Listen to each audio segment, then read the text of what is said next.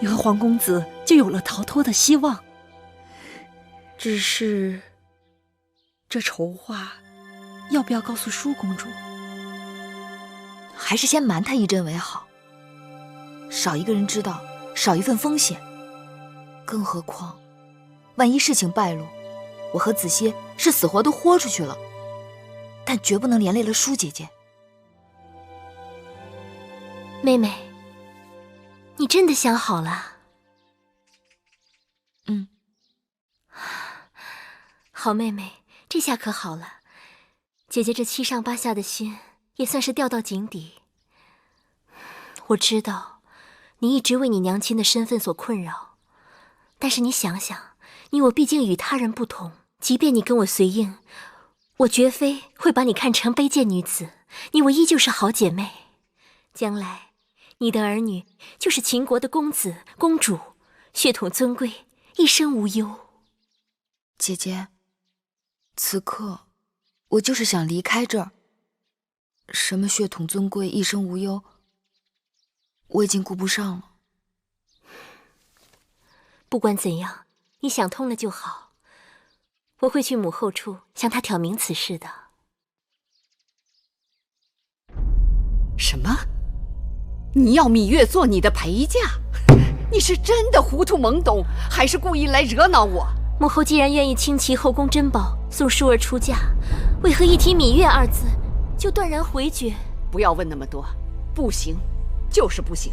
芈月從小與舒兒一起長大，只有她最知道舒兒喜怒哀樂。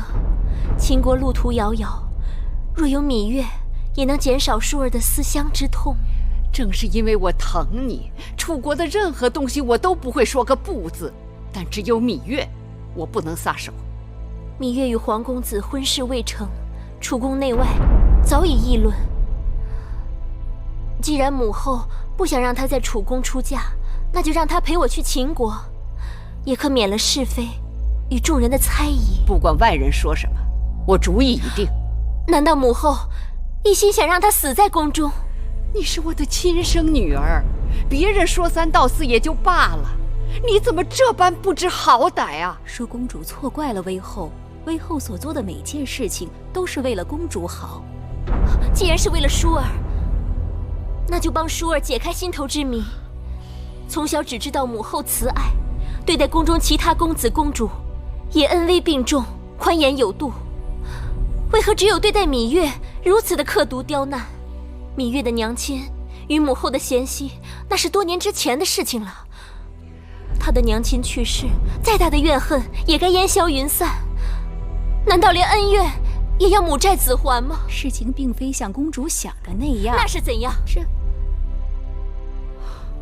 好吧，既然你非要知道，那我就告訴你，我這麼做是有缘由的。芈月尚未出生，執掌司天台的太史令堂妹就預言，芈月是霸星出世，4府變6甲亂，當主天下大變。芈月她從小心機和作為就異於常人，如果真應了堂妹的話，首先受害的便是我的骨肉。所以不管她在哪裡，我的眼睛都大大的睜着盯着她，免得她興妖作怪。她再一日，我就食不知味，夜不能寐。你還要帶她走？你太不知道轻重厲害了。母後，所謂堂妹的預言，從一開始就荒誕無稽，母後卻偏偏自尋煩惱。芈月從小孤苦伶仃，母後更應該可憐她，年幼喪母，無人疼愛，對她格外開恩才是。卻因為10幾年前某人的胡言亂語，疑神疑鬼，捕影拿風，這是何苦？我把前因後果都告訴你，如此苦口婆心，你還執迷不悟，你想氣死我呀！舒兒原本還猜疑玉兒到底犯下了多大的過錯，聽了母後一番話，卻更覺得她無辜了。舒兒心意已定，若母後不准，我就去向大王評理，望母後顧及母女情面，不要再阻止舒兒帶玉兒去秦國了。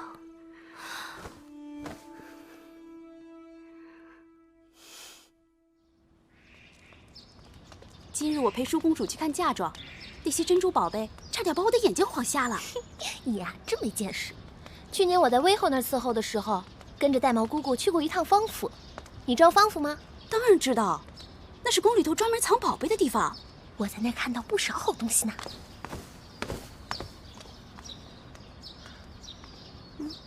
你知道吗？听说这回大王赐给每个陪嫁应试不少好东西呢，他怎么没去领啊？看书看傻了呗。自从威后给皇公子和殷公主赐婚之后，他就心灰意冷，胭脂水粉一概不沾，除了看书还是看書。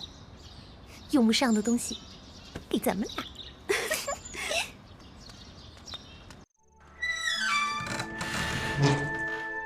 月儿，姐姐来了。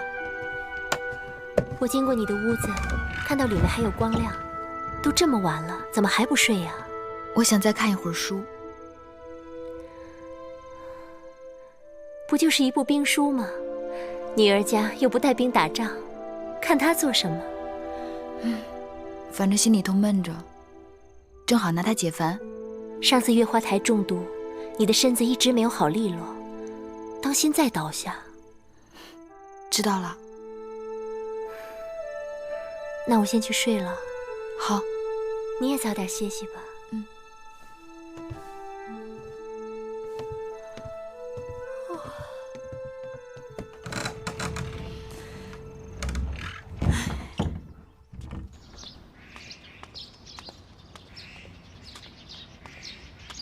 姑姑，何事？我是云梦台的魁姑，听说过些日子皇公子和殷公主就要大婚了，我们做奴婢的没什么好送的，做了些喜饼表表心意。啊，交给我吧。那就有劳了。